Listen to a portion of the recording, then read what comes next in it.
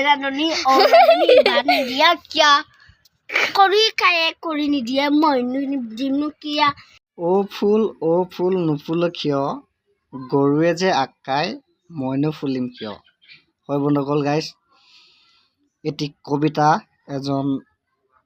শিশু বুলি ক'ব লাগিব গাইজ ইমান ধুনীয়াকৈ গাইছে মোৰ ভতিজী হয় আৰু গাইজ তাৰ যোনটো বডিৰ লেংগুৱেজ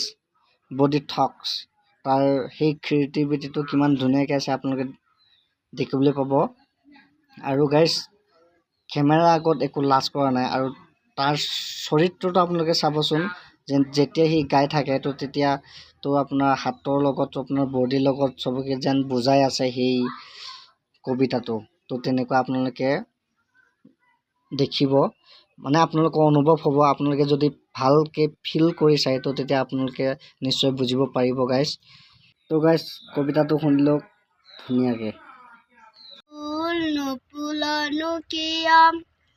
গৰুৱে যে আকাই মইনো ফুলিম কিয় গৰুৱে যে আকাই মইনো ফুলিম কিয় অ গৰু আকা কিয় গৰু কায়ে গৰু নাৰাখে মইনো নাখাম কিয় গৰু কায়ে গৰু নাৰাখে মইনো নাখাম গৰু কায়ে গৰু নাৰাখা কিয়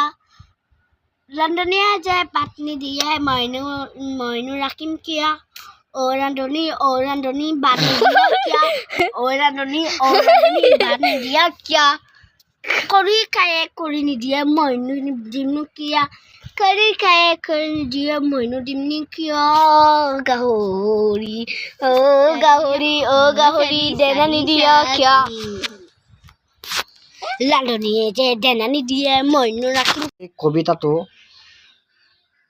কোন শ্ৰেণীত আছে সেইটো মই বিশেষকৈ ক'ব নোৱাৰিম মই নুসুধিলোঁ যদি আপোনালোকৰ মাজতো তেনেকুৱা শিশু আছে তো যদি সিহঁতে পাইছে তো তেতিয়া নিশ্চয় ক'ব হয় এই কবিতাটো আছে তো আৰু সিহঁতকো গাবলৈ ক'ব আৰু কেনেদৰে এই শিশুজনে গাইছে মানে মোৰ ভতিজীয়ে গাইছে তো আপোনালোকে দেখিলেই তো তেনেকৈ আপোনালোকৰ ঘৰত ল'ৰা ছোৱালী আছে যদি সিহঁতকো গোৱাব কেমেৰাৰ আগত গাবলৈ দিব গাইজ তো তেতিয়া অকণ লাজ দূৰ হ'ব সিহঁতৰ পৰা তো তেতিয়াহে স্কুল কোনোবা অনুষ্ঠান সেইবোৰত গাবলৈ সাহ পাব তেতিয়া গাইজ